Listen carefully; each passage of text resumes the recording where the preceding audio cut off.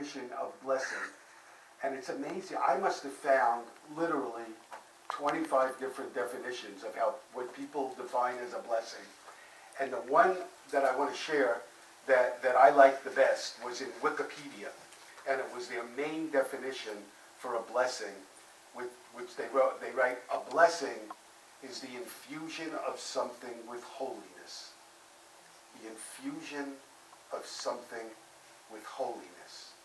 And it said to me that there's an essence of choice there, and also we can infuse something, anything, and see a blessing in it and be grateful for it. You know, when we take time to recognize the blessings that are in our life, we do lots of things. We create better relationships, we create better health for ourselves, we engender more positive energies, and all of this in turn deepens our recognition of our oneness with Spirit.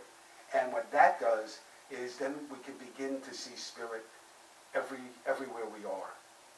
Ernest Holmes wrote years ago, he said, and for those of you that might not know, he's the founder of the Centers for Spiritual Living. He wrote, "Every day and every hour we are meeting the eternal realities of life. And in such degree as we cooperate with these eternal realities in love, in peace, in wisdom, and in joy, we are automatically blessed. Our prayer is answered before it is uttered."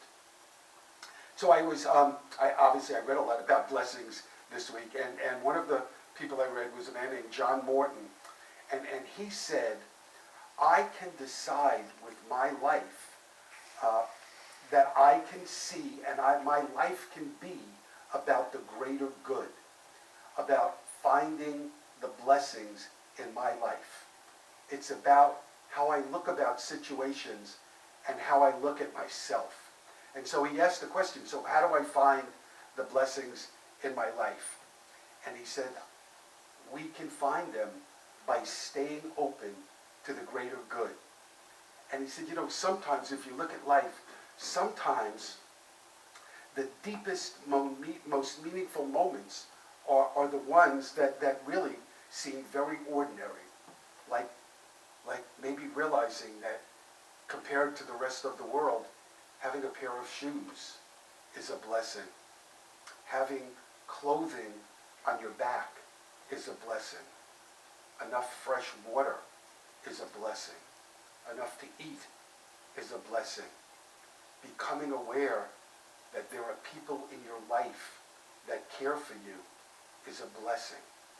Becoming aware that you have people in your life that you care about is a blessing.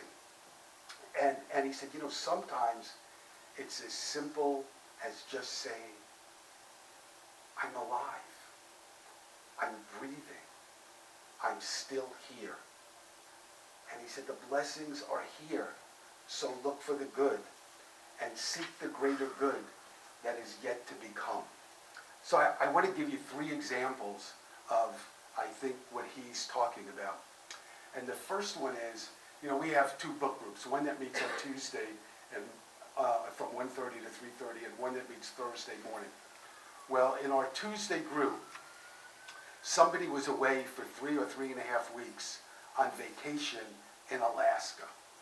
And she came back last Tuesday and was sharing all of the wonders and beauties of Alaska. And she went on for a while. I asked her to.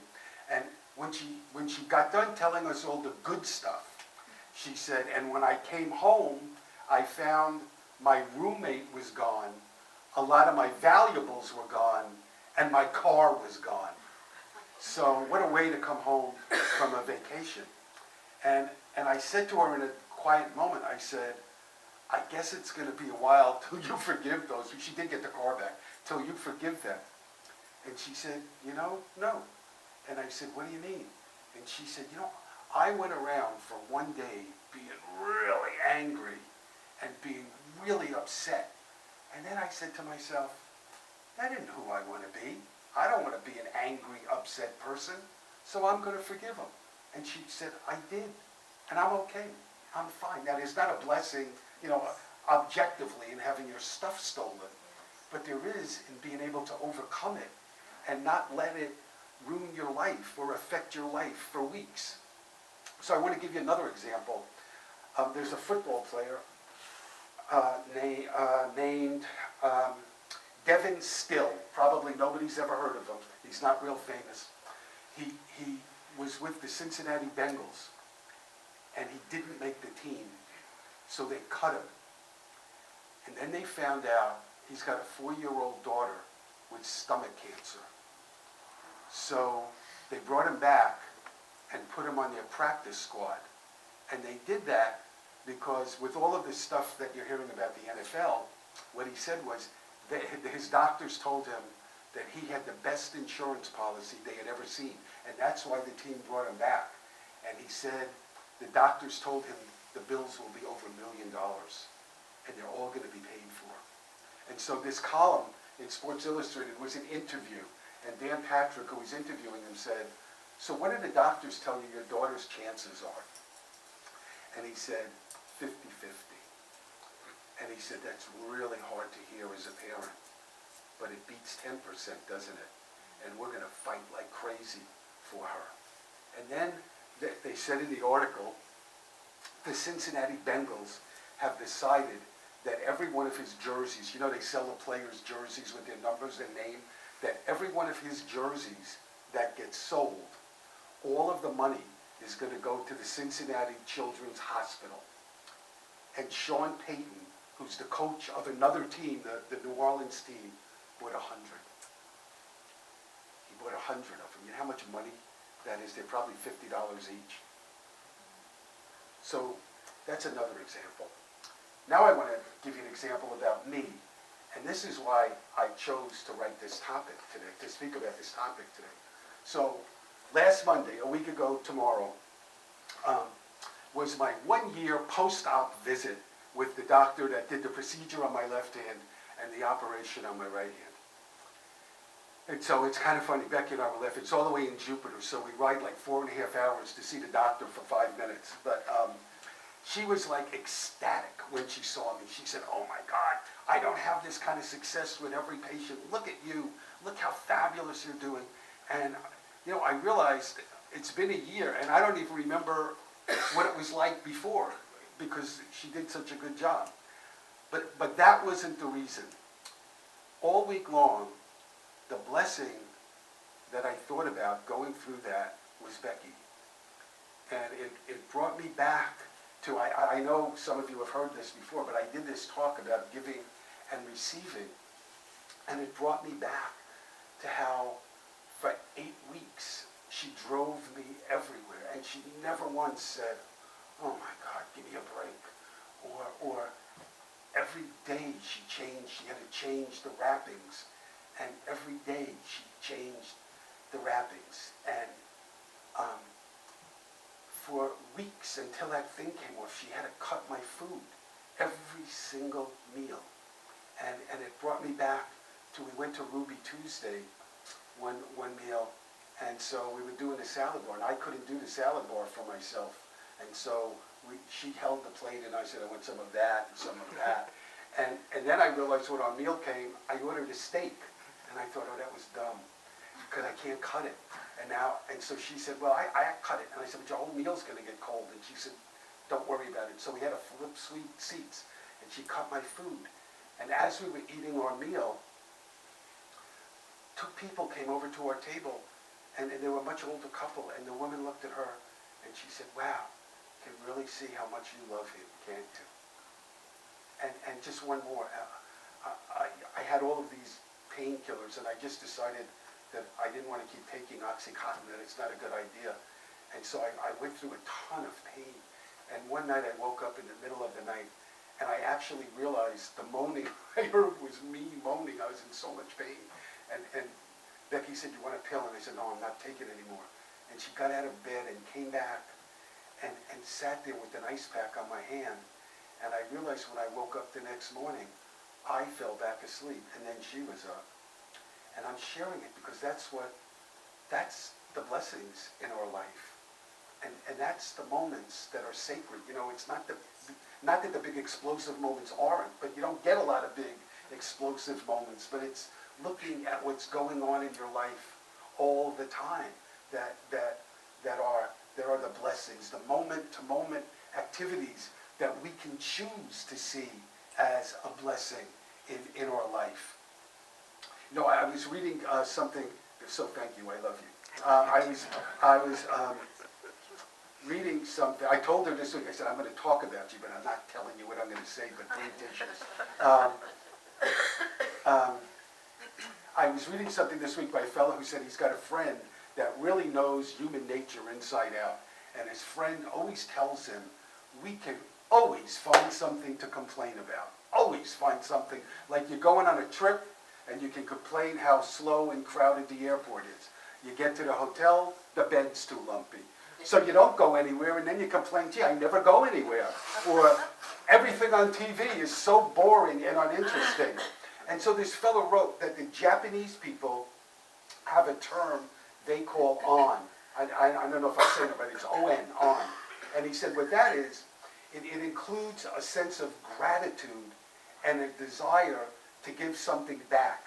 It's a form of appreciation that stimulates an obligation, not an obligation that comes externally, but one that comes naturally within us because we recognize how we've been supported and cared for by so many people in our life. So one of the things about doing this message today was I saw a lot of great quotes. So I want to read one from somebody named Steve Maraboli, who wrote, "Live your truth, express your love, share your enthusiasm, take action towards your dreams, walk your talk, dance and sing to your music, embrace your blessings, make today worth remembering." I really like that last part.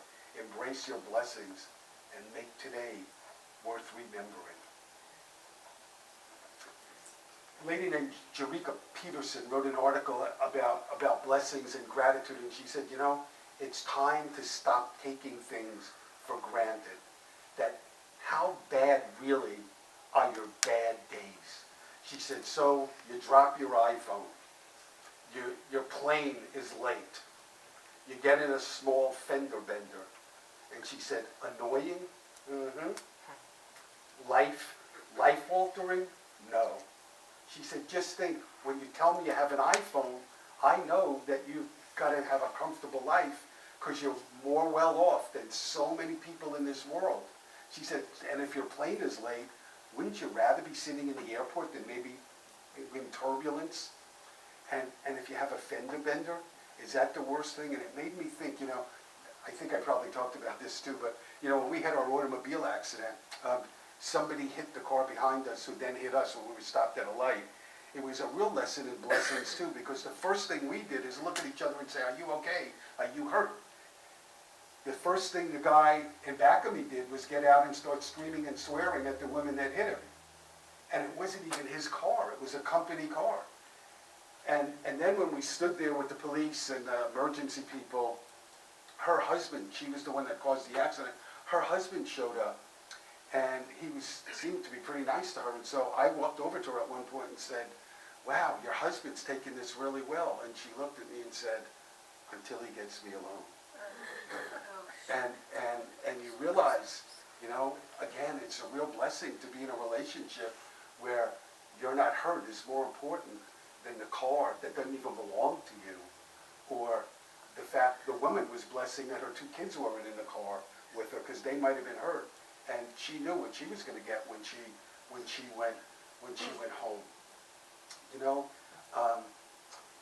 we get to choose how we're going to react to anything that happens in our life. So Dennis Merritt Jones is a religious science minister, and he has a couple of books out, and in one of them he writes about doing a counseling session with somebody, and the guy is going on. It's a man going on and on and on about how horrible his life is and how everything is wrong. And he goes on. Dennis said he let him go on for 30 minutes. And finally he interrupted him. Listen to this outlook on life. He interrupted him and he said, I want you to tell me something. I want you to close your eyes and imagine your life as a glass of water. Is the glass half full or half empty? And the guy's response was, right like this, it depends what's in the glass. Wait, it gets worse. He said, if it's something bad, the glass is way more than half full. And if it's something good, the glass is way less than half full. And Dennis looked at him and said, man, you got to change your attitude about life. And the guy said, why? Life isn't good to me. Life has been unkind to me. And you know, the point that Dennis was trying to make is it's easy to focus on what's not going good and forget about all of the things, that's the whole purpose of this message, that are good. And how an attitude of gratitude shifts our consciousness. And when we get that attitude and shift the consciousness, the universe responds back to us in good and healthy ways, you know.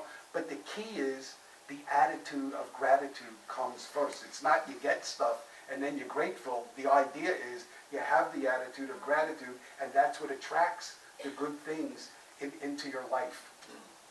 I saw another quote I want to share with you that struck me as really being wise. It's by a lady named Sherry Huber. And she said, when you stop comparing what is here and now with what you wish were, you can begin to enjoy what is. When you stop comparing what is here and now with what you wish were, you can begin to enjoy what is. Doesn't that make sense? So I want to share a story with you.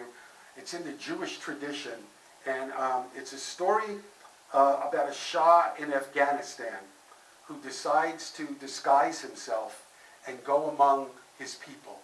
So he does this one night, and he goes out in the woods, and he sees this tiny little cottage, and he hears music, singing.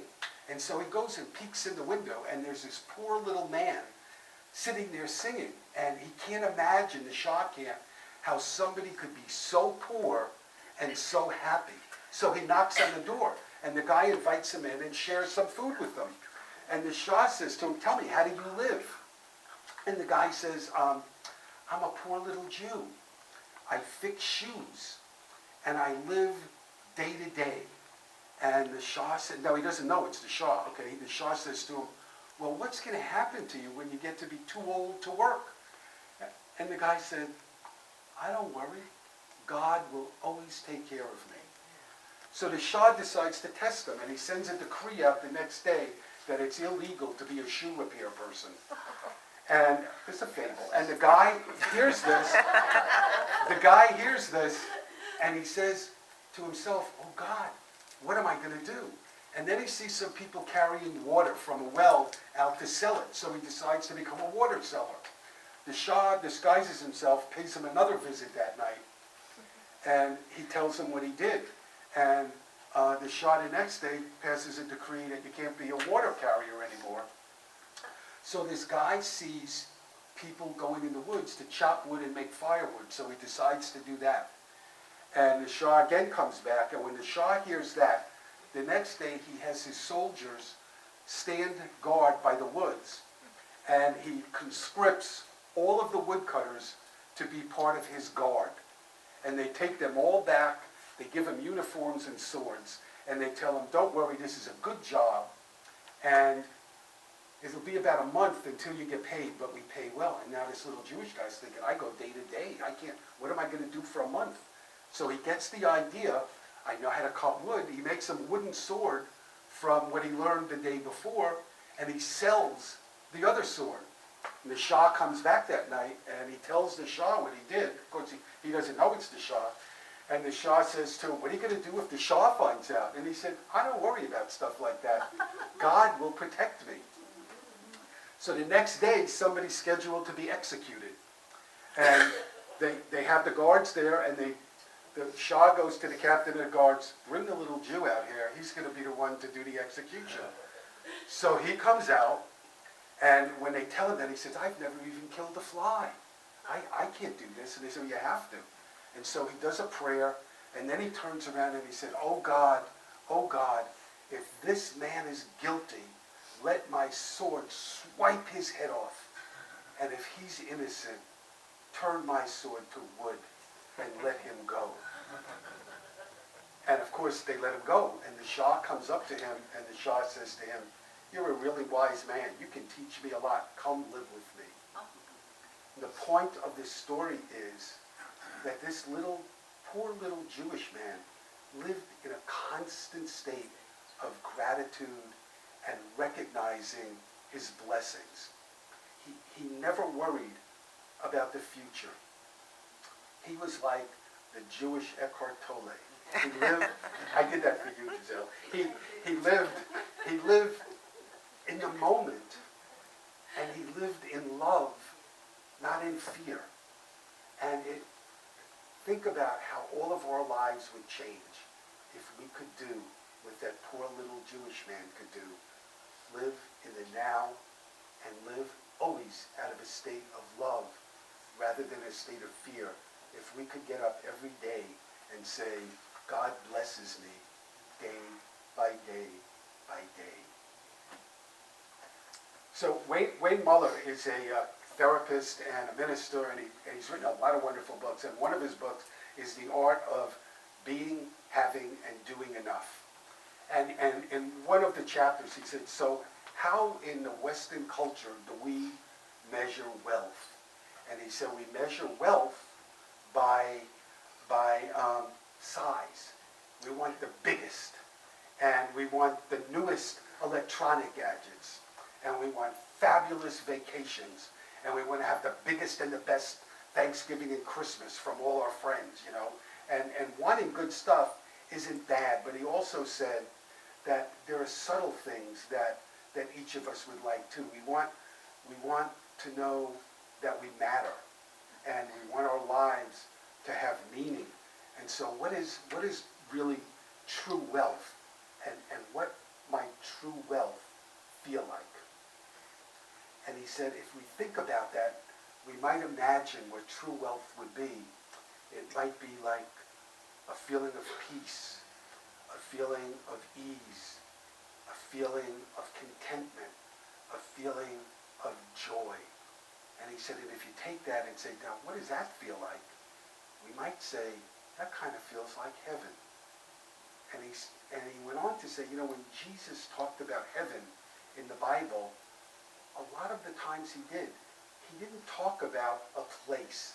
He talked about a quality of the heart, a way of being awake, a way of being awestruck by the beauty and grace, the ordinary things that are all around us that we might overlook. Those are the blessings that I'm speaking about. The things that we might overlook, that are really the true blessings of our day-to-day life. And so one of the things that we did, if you don't have to look now, but in the bulletin, we put in there, I found something, 100 little blessings, 100 things that you could look at and say, these are real blessings of life. You don't need to read it now. In fact, I wish you wouldn't. But just take a look and see some of the small things that when we make up our mind, we can be grateful for. So I want to close with a quote from somebody named William Henry Channing. He said, to live content with small means, to seek elegance rather than luxury, and refinement rather than fashion, to be worthy, not respectable, and wealthy, not rich, to study hard, think quietly, talk gently, act frankly, to listen to stars and birds and babes and sages with an open heart, to bear all cheerfully, to do all bravely, await occasion, hurry never. In a word, to let the spiritual, unbidden and unconscious grow up through the common. This is to be my symphony. God bless you. Thank you for being here.